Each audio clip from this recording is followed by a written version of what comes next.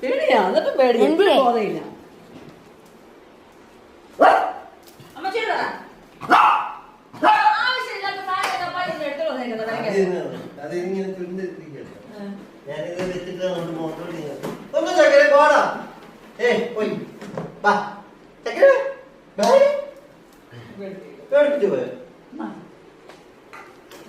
ഇത്രയേ ഉള്ളൂ കേട്ടാ.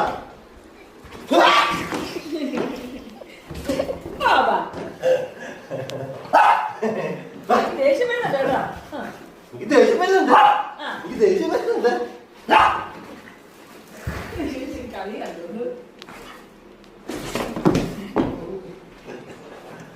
പേടിക്കുക.